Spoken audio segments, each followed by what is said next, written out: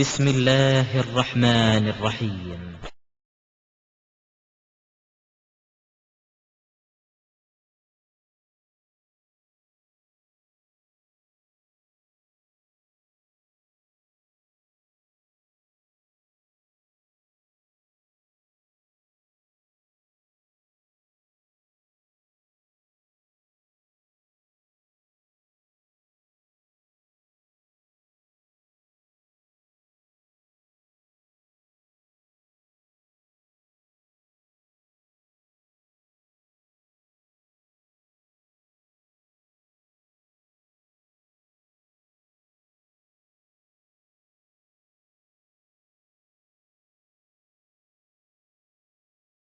நாவால் அல்லது தன்னுடைய மனதால் வெறுத்து ஒதுங்கக்கூடியவர்களாக ஒவ்வொரு மூமினும் தன்னுடைய வாழ்க்கையை அமைத்துக் கொள்ள வேண்டும்.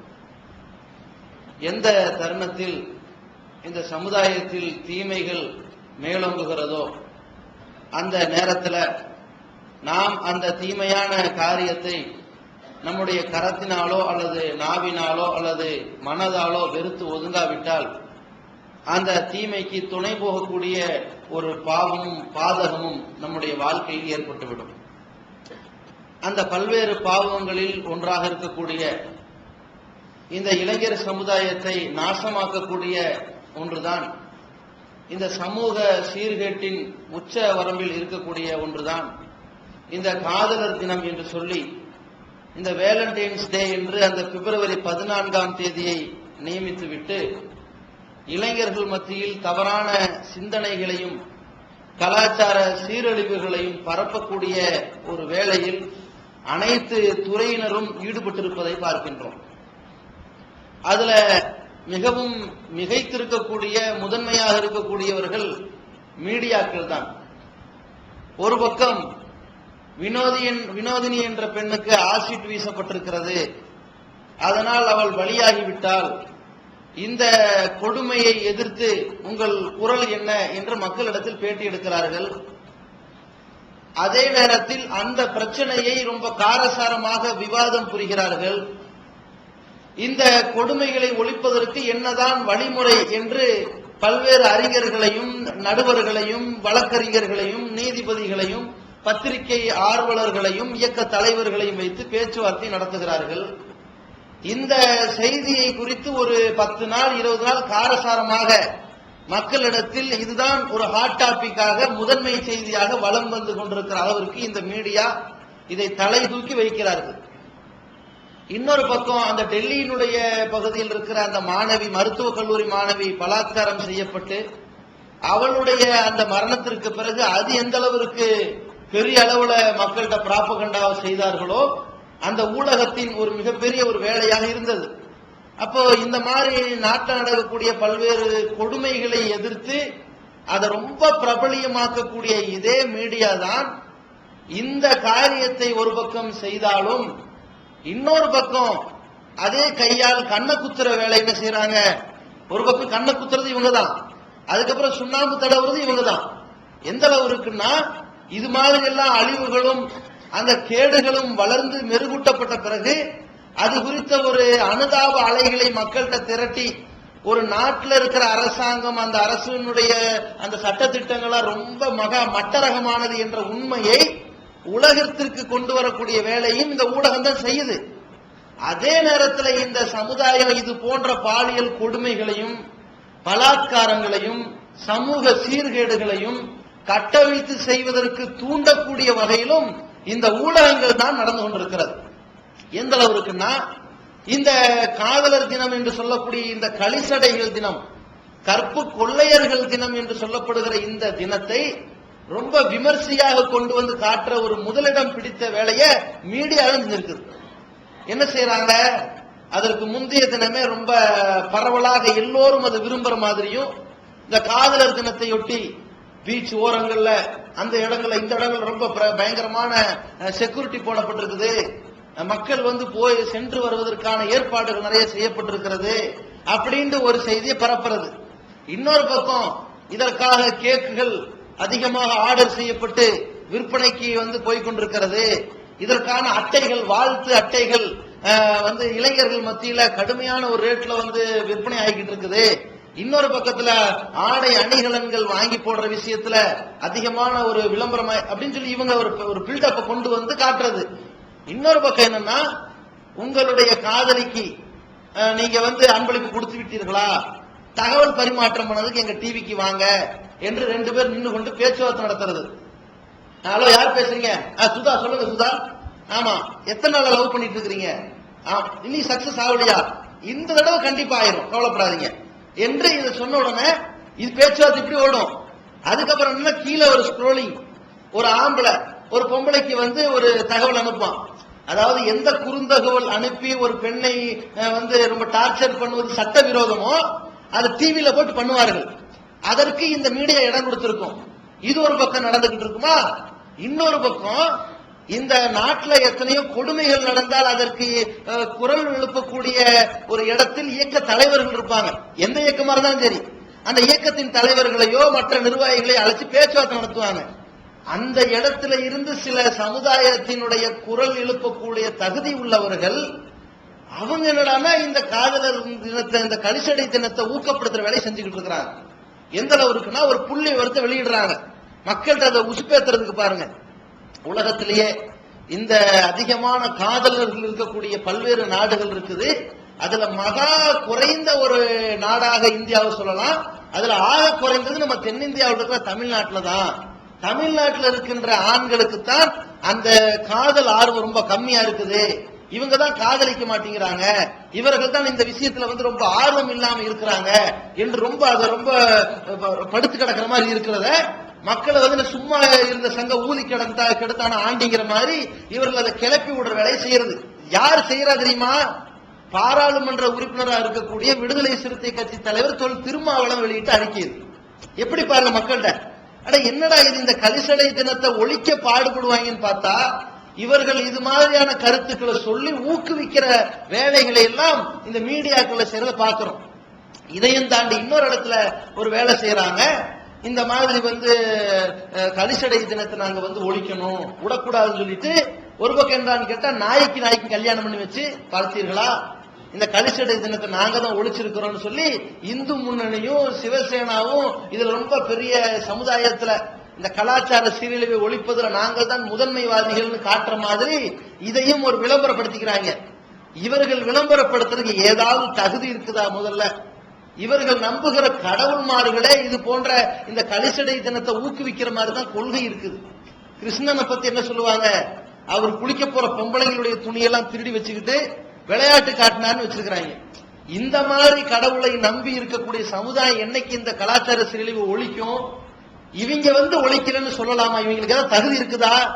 ஒரு கூட்டம் இப்படி செஞ்சுக்கிறது, இன்னொரு கூட்டம் என்னடான்னா அதே மீடியா பரப்புது. பார்த்தீர்களா, இந்த கற்பு கொள்ளையர் தினத்தை எதிர்த்து கல்யாணம் நடந்திருக்குன்னு சொல்லி அந்த செய்தி முடியறதுக்குள்ள இன்னொரு செய்தி, இது போன்ற காதலர் தினத்துல வந்து இளைஞர்கள் தன்னுடைய அன்பை, தன்னுடைய அந்த காதலை பரிமாற்றம் செய்து கொள்வதற்கு தகுந்த பாதுகாப்பு வழங்க வேண்டும் எனவும், அந்த காதலர்களுக்கு வந்து இனிப்பு வழங்குகிற ஒரு கூட்டம் ஸ்வீட் கொடுக்குறாங்களா, தேடி தேடி இந்த ஜோடிகளை தேடி தேடி ஸ்வீட் கொடுக்குறாங்களாம்.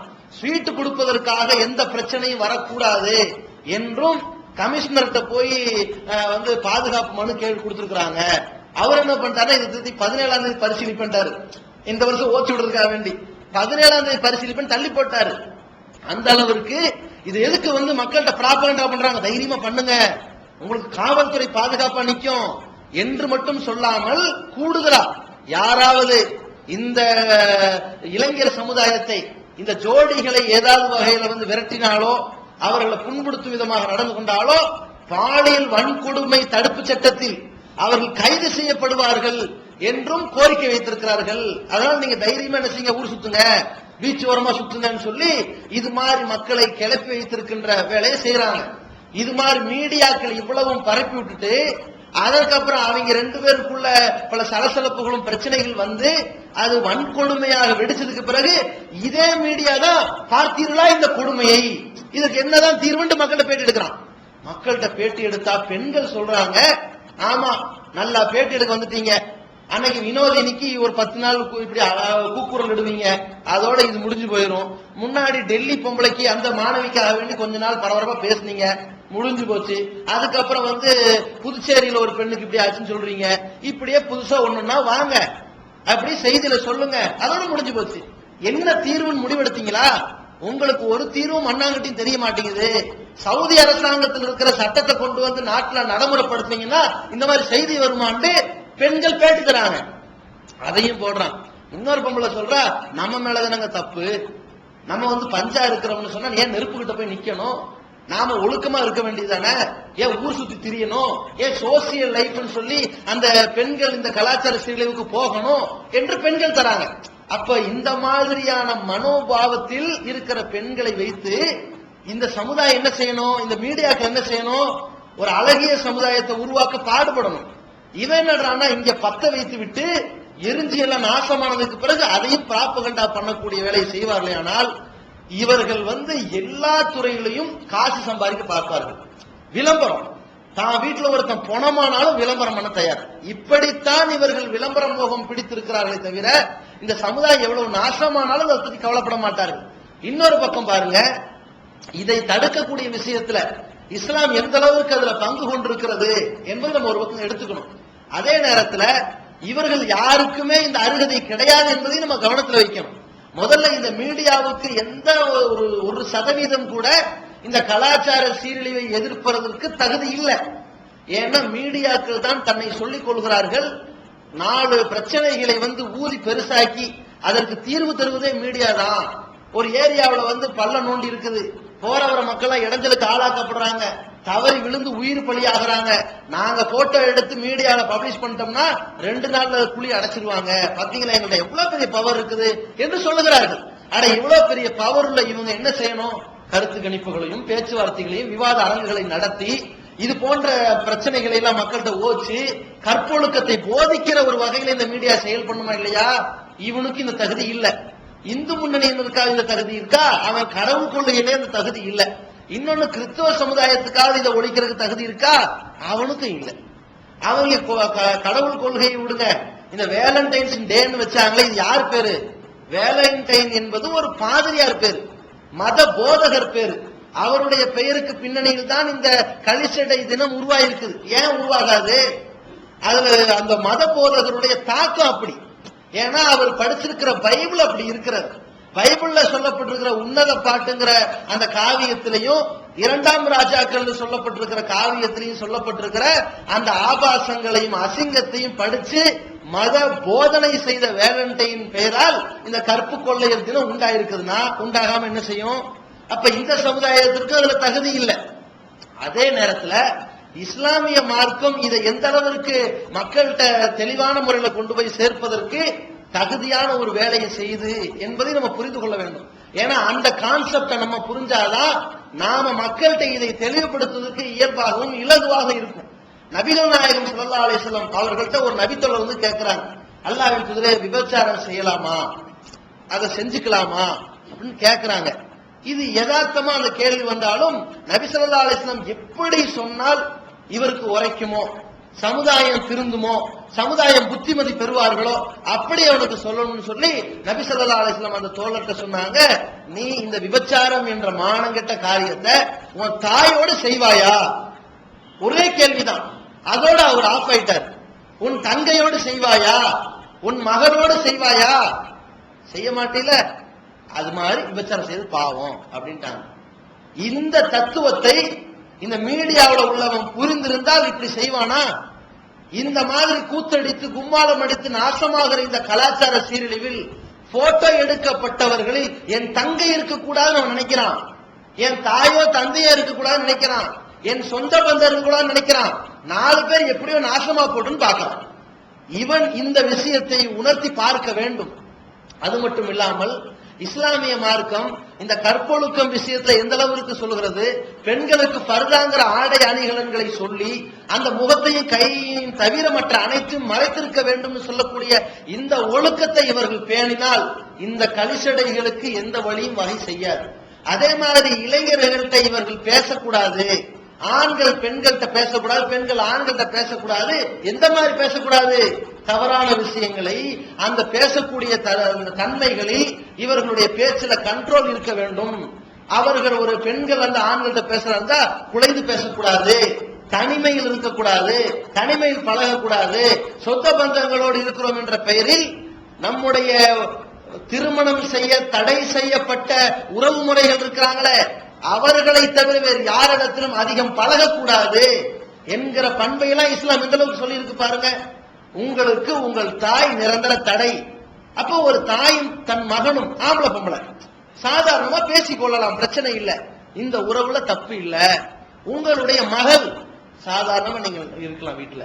உங்களுடைய கூட பிறந்த தங்கை அக்கால் பிரச்சனை இல்லை.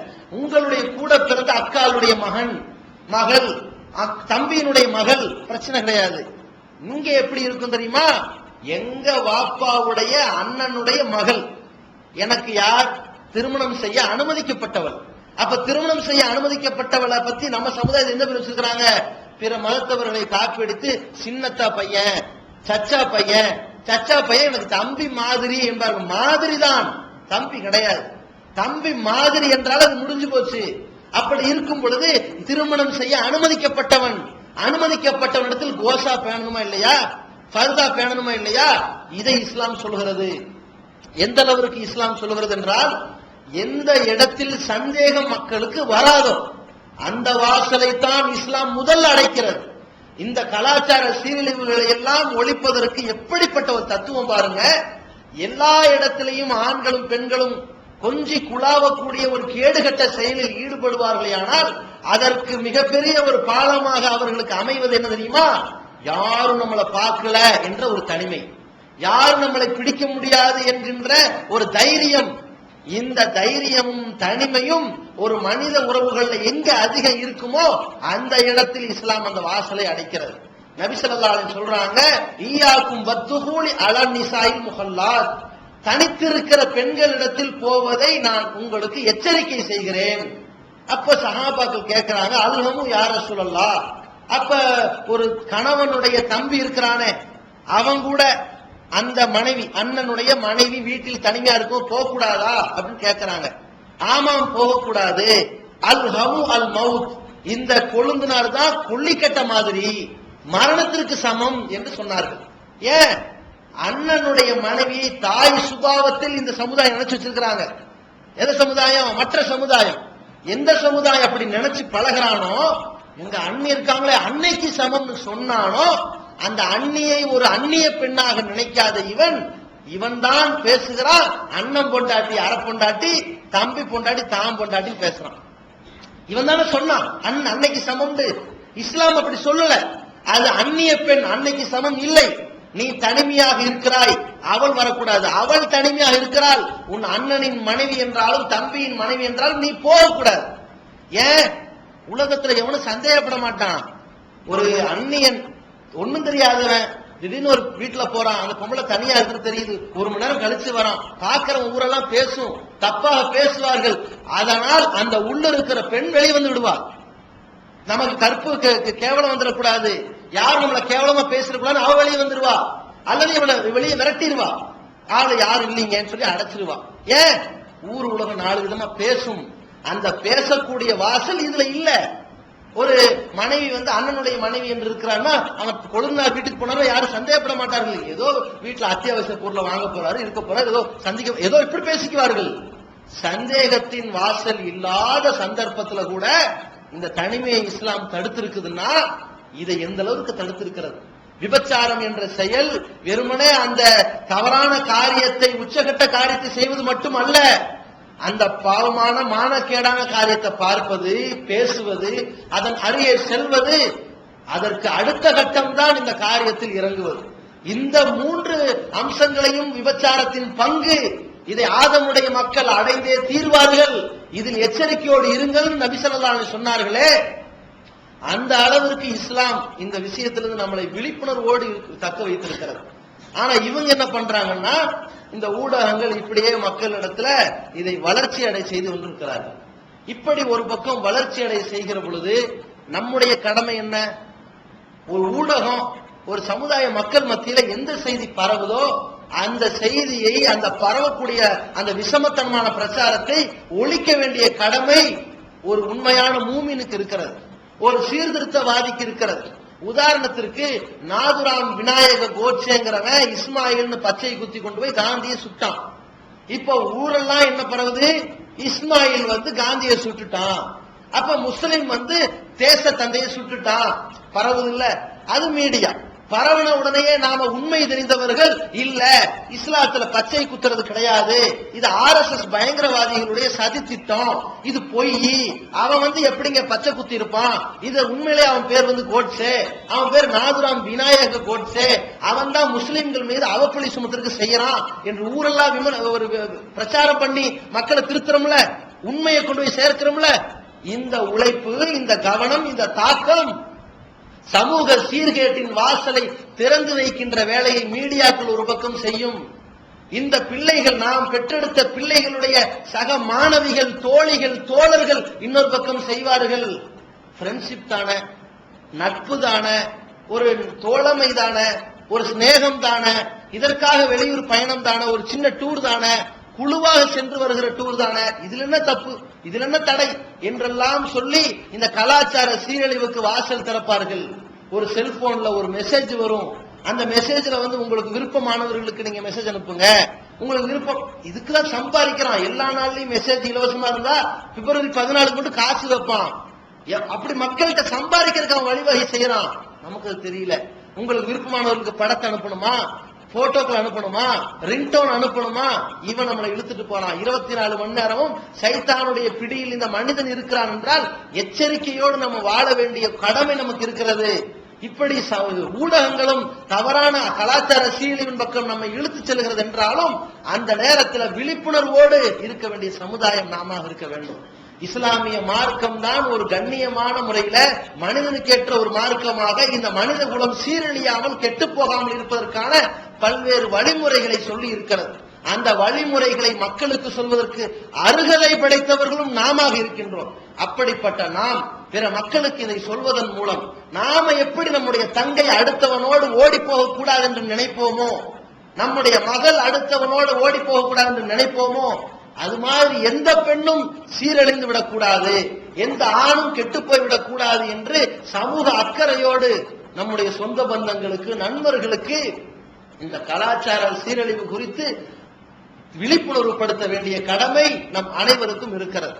இது ஒரு அம்சம். அதே நேரத்தில் இந்த மீடியாக்கள் இன்னொரு விஷமத்தையும் இதுல புகுத்துகிறார்கள். தினமலர்ல எழுதியிருக்கிறாங்க, எந்த அளவு இருக்குன்னு பாருங்க. இந்த பிப்ரவரி 14 காதலர் தினத்தை முன்னிட்டு எப்படி அதை மக்கள்கிட்ட கொண்டு வராங்க பாருங்க. காதலர் தினத்தை முன்னிட்டு இஸ்லாமிய பயங்கரவாதிகள் தீவிரவாத தாக்குதல் நடத்த சதித்திட்டம் செய்திருக்கிறார்கள் அப்படின்னு கிளப்புறான். வளமையாக இந்த தினத்தில் சிவசேனா இந்து முன்னணி தான் ஒரு பிரச்சனையை கிளப்பும். ஆனால் இந்த ஆண்டு அப்சல் குரு தூக்குக்கு பிறகு அந்த கொந்தளித்த முஸ்லிம்கள் தான் இந்த பயங்கரவாதத்தில் ஈடுபட எத்தனித்திருக்கிறார்கள் செய்தியை போட்டுட்டு போய் தான் வாயிலேயே வரும்பாங்க இல்ல, அந்த முரண்பாட்டின் மூட்டையாக இருக்கிற தினமலர் என்ன செய்யுதுன்னா அடுத்த ஒரு மேட்டர் எழுதுறாங்க. இது சம்பந்தமாக அந்த காவல்துறை அதிகாரிகளுக்கு வந்த அந்த அச்சுறுத்தல், வெடிகுண்டு மிரட்டலை காவல்துறை அதிகாரிகள் விசாரித்த வகையில் உத்தரப்பிரதேசத்தை சேர்ந்த ராஜு என்பவர் பிடிபட்டிருக்கிறார். என்னடா இஸ்லாமிய பயங்கரவாதிகள் கிளப்பினாங்க, விசாரித்தால் ராஜு என்பவர் பிடிபட்டிருக்கிறார் எழுதலாம்.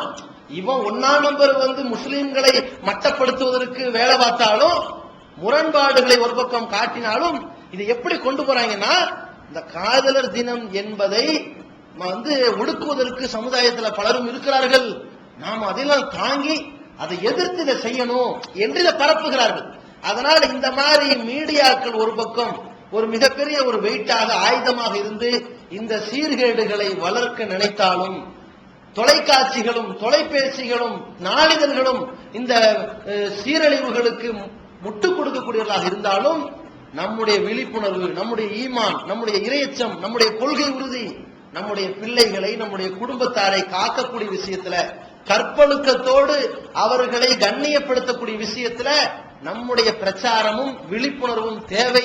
அப்படிப்பட்ட ஒரு கண்ணியமான ஒரு மார்க்கத்தை ஏற்றிருக்கிற நாம் அதை பரிபூர்ணமாக பின்பற்றுவதோடு இளைஞர் சமுதாயத்தில் நல்லொழுக்க போதனைகளை அதிகப்படுத்தி அறிவுரைகளை அவர்களுக்கு அள்ளி வழங்கி இந்த சமூக சீர்கேட்டிலிருந்து காக்க வேண்டிய கடமை அனைத்து பெற்றோர்களுக்கும் இருக்கிறது, அனைத்து சமுதாய சொந்தங்களுக்கும் இருக்கிறது, அனைத்து இளைஞர்களுக்கும் இளம் பெண்களுக்கும் இது இருக்கிறது. இளம் பெண்கள் தங்களுடைய ஆடைகள் மூலமாக, இந்த ஃபர்தா மூலமாக இது எவ்வளவு பெரிய கண்ணியமாகவும் கற்பொழுக்கம் மிக்க ஒரு ஆடையாக இருக்கிறது என்பதை உலகத்திற்கு பறைசாட்ட வேண்டிய கடமை அவருடைய வாழ்வியல் இருக்கிறது. ஆண்கள் இது போன்ற சமுதாயத்தை உருவாக்கக்கூடிய விஷயத்தில், அந்த ஒழுக்கமிக்க சமுதாயத்தை உருவாக்குவதில் ஊக்கப்படுத்த வேண்டிய கடமை இந்த இளைஞர்களுக்கு இருக்கிறது. இதை நாம தெளிவாக புரிந்து இந்த சத்திய இஸ்லாத்தை, இஸ்லாமிய மார்க்கம் சொல்லி தந்திருக்கின்ற நல்லொழுக்க போதனைகளை உலகத்திற்கு எடுத்து வைப்போமாக. வாஹிரு தவானா அல்ஹம்துலில்லாஹி ரப்பில் ஆலமீன். அல்லாஹ்